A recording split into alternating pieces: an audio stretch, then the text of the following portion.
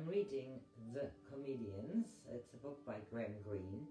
It was published in 1966 and largely plays on Haiti. The comedians are Mr. Smith, a presidential candidate, Mr. Jones, who calls himself Major Jones, and Mr. Brown, who tells the story. He has a hotel on the ruler of the country is Papa Doc, and his Tonton Makut are his army of brutal enforcers. We are here in the second part of this book, in chapter 2, Romans 3. Does it hurt? Martha asked me. Not much, I said now. I could not remember a time when we had been so alone and so at peace. The long hours of the afternoon faded behind the mosquito netting over the bedroom window. When I looked back on that afternoon, it seems to me we had been granted the distant sight of a promised land. We had come to the edge of a desert. The milk and honey awaited us. Our spies went by carrying their burden of grapes. To what false god did we turn then? What else could we have done other than we did? Never before had Martha come out of her own will, unpressed, to the Trianon. We had never slept before in my bed.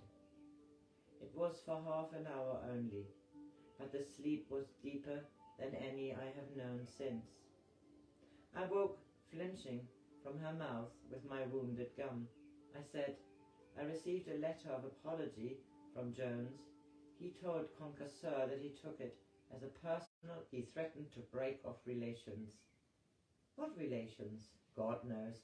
He asked me to have a drink with him tonight at 10. I shan't go. We could hardly see each other now in the dusk. Every time she spoke, I thought it was to say that she could stay no longer. Louis was back in South America, reporting to his foreign office, but there was always Angel. I knew that she doesn't last very long. The Smiths were out. Another meeting with the Secretary for Social Welfare. This time he had asked them to come alone, and Mrs. Smith had taken the Hugo self-taught with her, in case interpretations were required. Now I thought I heard a door slam, and I said to Martha, I think the Smiths are back. I don't care about the Smiths, she said. She put her hand on my chest and said, oh, I am tired. A good tired or a bad tired? A bad tired. What's wrong? It was a stupid question in our position, but I wanted to hear the words I often spoke. On her own tongue. I'm tired of not being alone. I'm tired of people. I'm tired of Angel. I said in amazement, Angel? Today I gave him a whole box of new puzzles, enough to occupy him for a week. I wish I could have that week with you. A week? I know, it's not long enough, is it? It isn't an adventure anymore. It stopped being that when I was in New York. Yes. Somewhere from far away in the town came the sound of shots. Someone's being killed, I said. Haven't you heard? She asked. 2 more shots came. I mean about the executions. No, Petit Pierre hasn't been up for days. Joseph has disappeared and cut off from news.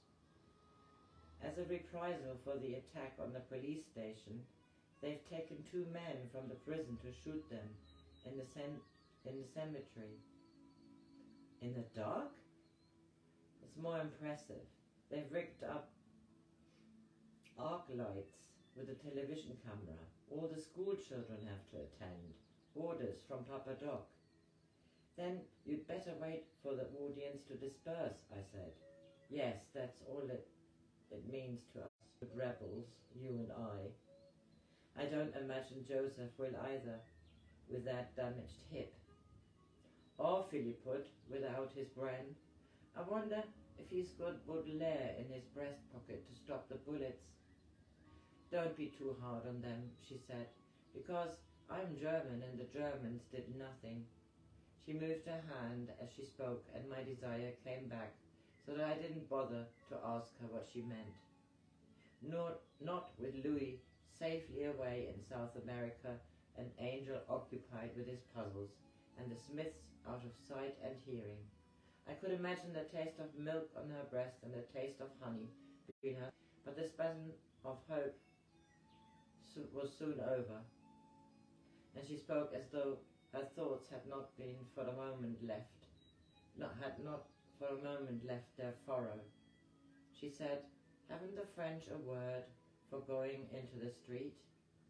My mother must have gone into the streets, I suppose, unless it was her lover who gave her the resistance medal. My father went into the streets too. It's dangerous, isn't it? Yes, we learn from their examples. It was time to dress and go downstairs. Every stair down was a stair near Port-au-Prince. The Smith's door stood open and Mrs. Smith looked up as we went by.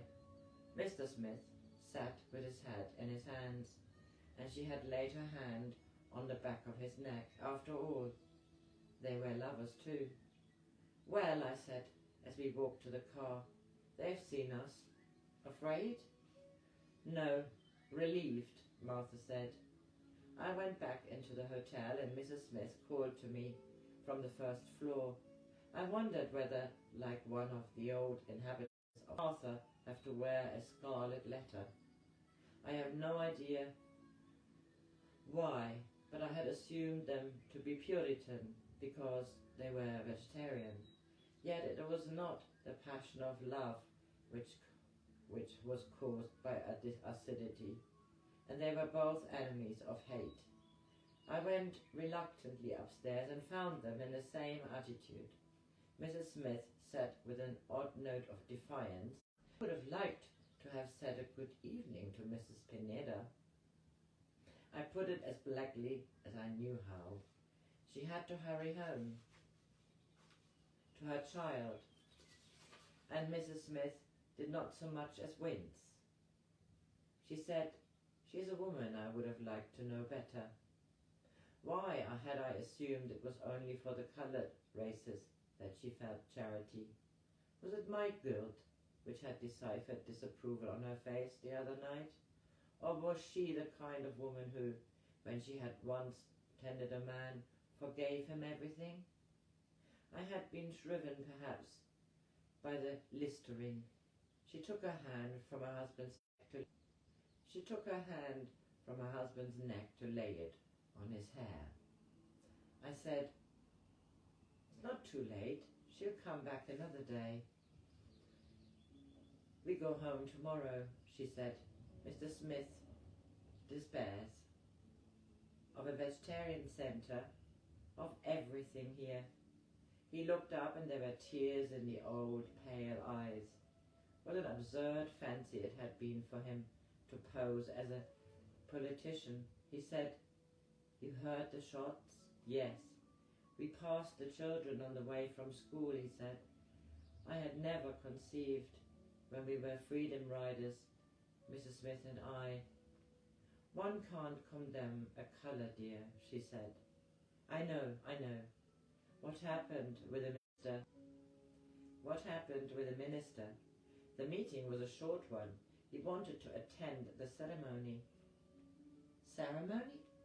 At the cemetery. Does he know you are leaving? Oh yes, I had made my decision before that ceremony. The minister had been thinking the affair over, and he had come to the conclusion that I was not, after all, herself. I had come here to get money, not to spend it, so he showed me a method. It only meant splitting 3 ways instead of 2, with someone in charge of the public works. As I understand it, I would have to pay for some materials, but not for many materials, and they would really be bought out of our share of the pickings. And how were they going to get the pickings? The government would guarantee wages. The government would guarantee wages. We would hire the labor at a much lower wage, and at the end of a month, the laborers would be dismissed. Then we'd keep the project idle for 2 months and afterwards engage a fresh lot of workers. Of course, the guaranteed wages during the idle months would go into our own pockets. Apart from what we paid out for materials, and the commission on these would keep the head of the Public Work Ministry. I think it was on the Public Works Ministry, Happy. He was very proud of the scheme. He pointed out that in the end there might even possibly be a vegetarian centre. The scheme sounds full of holes to me. I did catch him as they occurred, patched them up out of the pickings. Mrs. Smith said with sorrowful tenderness, Mr. Smith came here with such high hopes. You too, dear. One lives and learns, Mrs. Smith said. It is not the end. Learning comes easier to the young.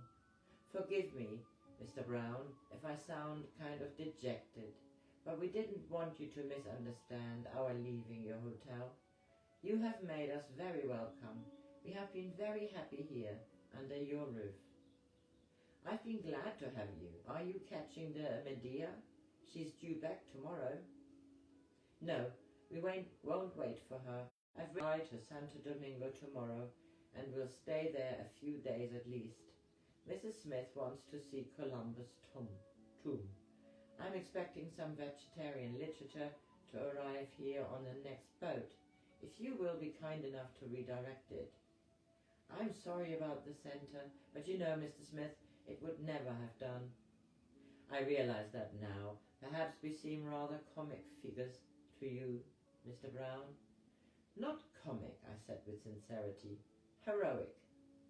Oh, we are not made at all in that mould. I'll say good night to you, Mr. Brown, now. If you will excuse me, I'm feeling kind of exhausted this evening. It was very hot and damp in the city, Mrs. Smith explained, and she touched his hair again as though she were touching some tissue of great value. So, that is the end of chapter 2, and chapter 3 will come soon.